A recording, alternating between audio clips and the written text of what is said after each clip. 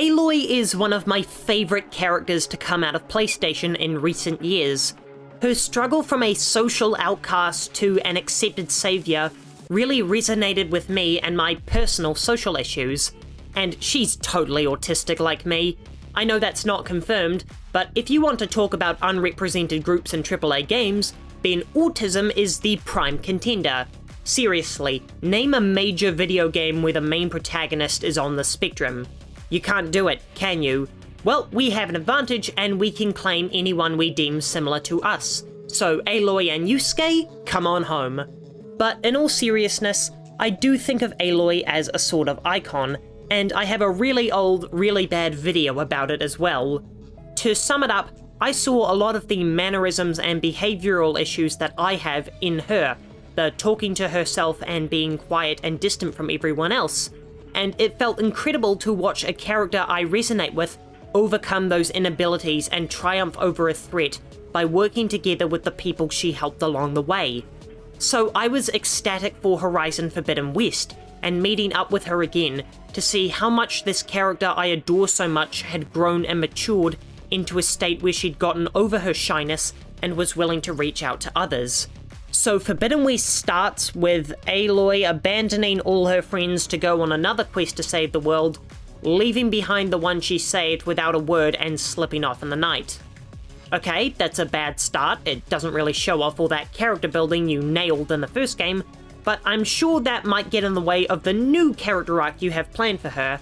So we enter the Forbidden West, where we're treated as a social outcast and have to unite all the clans against a common threat while building a tight-knit group and getting over our shyness. Did they just repeat her arc from the first game because they didn't know where to go with it?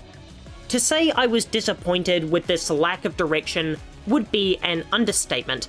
I was pissed that a character I felt like I understood on a deep level had her arc erased because Guerrilla didn't want to evolve her in any meaningful way.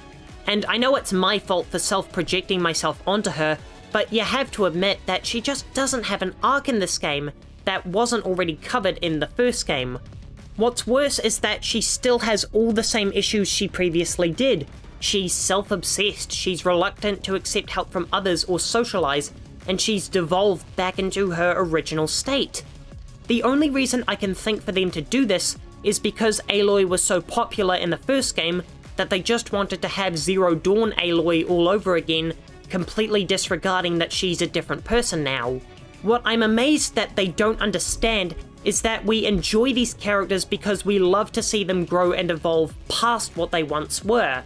And I'm wondering if this is a PlayStation as a whole sort of thing, because God of War Ragnarok did the same thing, where the first game was all about building Kratos and Atreus' relationship, only for the second game to pick up in precisely the same spot with them, not trusting each other and them having to learn the same lesson all over again, while The Last of Us and Spider-Man took their iconic protagonists and used them as an intriguing story device in a way that wouldn't work if it was the first installment in their stories. And while Zero Dawn was about a girl's quest for justice and acceptance across an unfamiliar land that scorned her, Forbidden West is about a girl with a self-obsession of being a hero in a hostile environment with goddamn aliens. And I do not doubt that Horizon 3 will be about gathering the most powerful tribes to stand against the coming threat.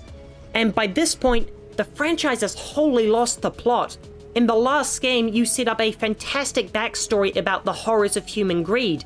Now you're doing immortal space billionaire aliens with goddamn Unicron chasing after them. What are you doing? You've strayed so far away from the humble beginnings of your fantastical world to get to universe-ending threats all in 3 installments.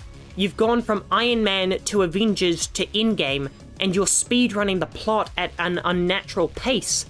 And what's more, you've proved the incredible protagonist you created only has one story she can tell, and you're intent on retelling it as many times as it takes. Forbidden West has a gorgeous open world and fast, frenetic battles, but it also shows me that Guerrilla have no intention of keeping this franchise somewhat based in reality. They're set on making some Transformers-level craziness, where the strength of the original game was the humanity of its main protagonist. Sony seems to be full steam ahead with this franchise, and it crushes me to see such a fantastic protagonist wasted because they were afraid to show her development on screen.